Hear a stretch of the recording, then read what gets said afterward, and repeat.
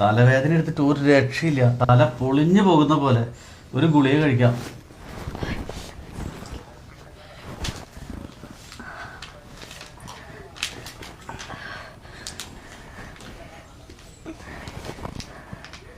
ഞാൻ കിഡ്നി എന്ന പേരിൽ നിങ്ങളുടെ നട്ടലിൻ്റെ ഇരുവശങ്ങളിലായി പയറുവിത്തറിൻ്റെ ആകൃതിയിൽ ഞാൻ പരിലസിച്ചിരുന്നു.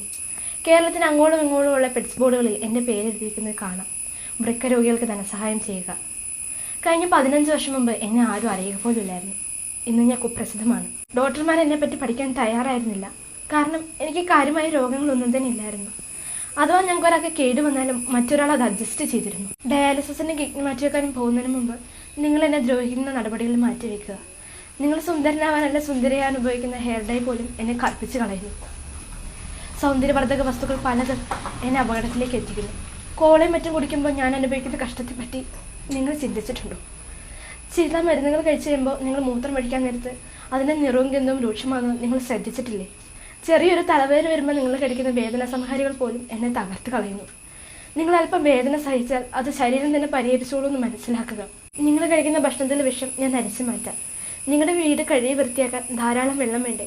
നിങ്ങളുടെ ശരീരമാകുന്ന ഈ വീട് കഴുകി വൃത്തിയാക്കാൻ കുറച്ച് വെള്ളമെങ്കിലും ഒന്ന് ഒഴിച്ചു തന്നൂടെ? അതില്ലാത്ത മൂലം എന്നിൽ കാൽസ്യം അരിഞ്ഞുകൂടി കല്ലുപോലെ ഉറച്ചു പോയാൽ ഞാൻ എന്ത് ചെയ്യും?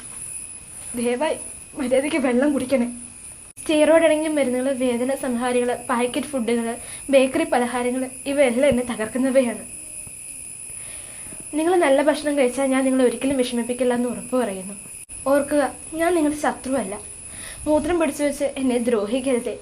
ആവശ്യത്തിന് വെള്ളം കുടിച്ച് മൂത്രമൊഴിക്കാൻ സന്ദേശം കിട്ടുമ്പോൾ മൂത്രം ഒഴിച്ച് എന്നെ എപ്പോഴും ഫ്രഷാക്കി സൂക്ഷിച്ചാൽ ഭാവിയിൽ നിങ്ങൾക്ക് ഡയാലിസിസ് ചെയ്യേണ്ട ആവശ്യമുണ്ടോ?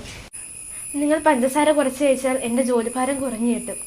നിങ്ങൾ കൂടുതലായി പഞ്ചസാര അടങ്ങിയ ഭക്ഷണങ്ങളോ പാനീയമോ കൂടുതലായി കഴിച്ചു കഴിഞ്ഞാൽ അധികം വരുന്ന ഷുഗർ ഫിൽറ്റർ ചെയ്ത് ഞാൻ ആകെ അവശനാകും. നിങ്ങൾക്ക് പ്രായമാകുന്നതിനനുസരിച്ച് കിഡ്നി ആകുന്ന എനിക്ക് പ്രായമാകുന്നെന്ന് എന്തുകൊണ്ട് നിങ്ങൾ മനസ്സിലാക്കുന്നില്ല? ആരോഗ്യത്തോടെ ജീവിക്കുക, തിരിഞ്ഞടിക്കാത്തതിനെല്ലാം തിന്നുകളയെന്ന് പറഞ്ഞ് അഹങ്കരിക്കാതെ മര്യാദയ്ക്ക് ജീവിക്കാൻ മനുഷ്യ, നീ തയ്യാറായാൽ നിന്റെ ജീവിതകാലം മുഴുവൻ ഞാൻ നിന്നെ സേവിച്ചു കൊള്ളാമെന്ന് നിങ്ങളുടെ സ്വന്തം കിഡ്നി.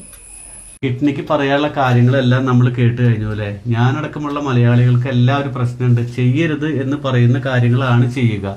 എന്തായാലും കിഡ്നിയും സന്തോഷമായിട്ടിരിക്കട്ടെ, നമ്മളെല്ലാവരും സന്തോഷമായിട്ടിരിക്കട്ടെ. Thank you.